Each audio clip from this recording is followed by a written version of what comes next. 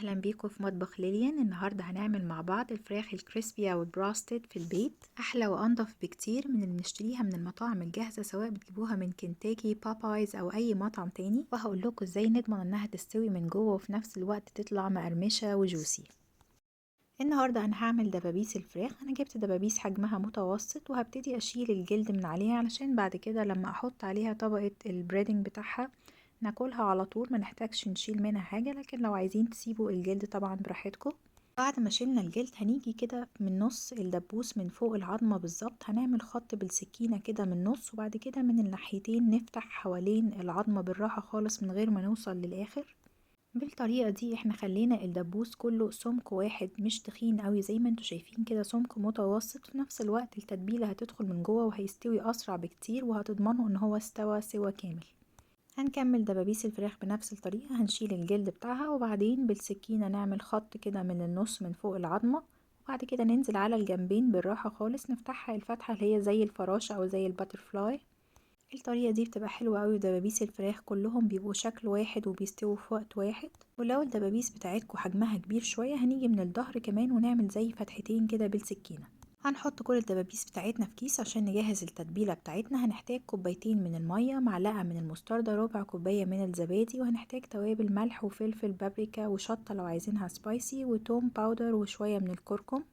ولو مش عايزينها سبايسي طبعا هتستغنوا عن الشطة. وهنقلبها كويس قوي ونحطها على الفراخ بتاعتنا في الكيس ونقفلها ونسيبها في التلاجة على الأقل 12 ساعة. تاني يوم هنطلع الفراخ بتاعتنا من التلاجة قبلها بنص ساعة ونبتدي نجهز خليط التغطية بتاعتنا.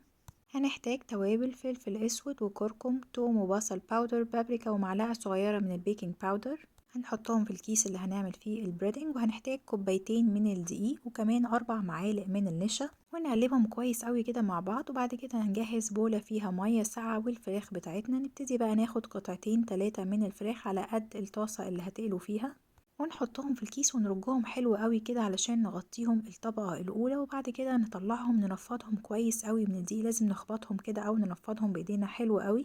شايفين بعد طبقة واحدة بس من الدقيق ابتدت تعمل الشكل بتاع الفراخ المقرمشة. احنا لسه هنعملها طبقة تاني. هننفض ال3 قطع بتوعنا كويس قوي وهنغطسهم في المية الباردة بسرعة جدا ونرجعهم تاني على خليط الدقيق.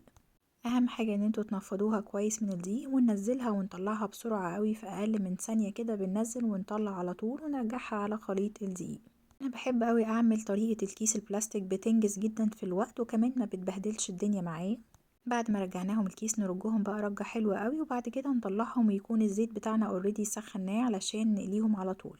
ومش هنكمل بقية قطع الفراخ، احنا هنعمل كمية على قد الطاسة او الحاجة اللي هنقلي فيها هتشيل كام قطعة بالظبط. يعني بنجهز قطعتين 3 كل مرة، واول ما ال3 قطع دول يكونوا خلاص قربوا يستوي نبتدي نجهز القطعة اللي بعديها.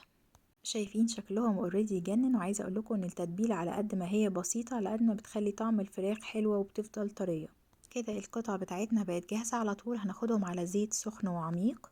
المفروض ان قطع دبابيس الفراخ بالحجم ده مش هتاخد اكتر من 10 دقايق بالظبط على النار. اول 5 دقايق مش هنحركهم خالص، مش هنعمل اي حاجة، هنسيبهم كده في الزيت عشان الكفر بتاعنا يبتدي يثبت وتشوفوا شكله كده يبتدي ينفش كده ويعمل الاشكال بتاعة الفراخ المقرمشة زي ما انتوا شايفين. وبعد 5 دقايق بالظبط اظبطوا حتى تايمر جنبكم، وهنقلب الفراخ على الناحية التانية عشان تاخد 5 دقايق كمان. مهم جدا ان احنا نظبط تايمر جنبنا علشان الفراخ تستوي حلو وفي نفس الوقت ما تاخدش لون زيادة عن اللزوم من بره. طبعا في اخر دقيقة دي بنكون جهزنا 3 قطع تانيين علشان اول ما نطلع دول ننزل 3 قطع تانيين ونظبط التايمر بتاعنا على 10 دقايق. وفي نص وقت التسوية بنقلبهم على الناحية التانية لغاية ما تكمل وقت التسوية الكامل. زي ما انتوا شايفين اللون وشكل القرمشة عامل ازاي، ومن جوه استوت وفي نفس الوقت لسه طرية. عاوزة اقول لكم جربوها، احلى وانضف بكتير من اللي انتوا بتشتروها من بره. قدموها مع الصوصات اللي بتحبوها او مع بطاطس او كول سلو، اي طريقة بتحبوا تقدموها بيها. جربوا تعملوها وقولوا لي رأيكم. لو عجبكم الفيديو ما تنسوش لايك وسبسكرايب، واشوفكم في وصفة تانية. ثانك يو.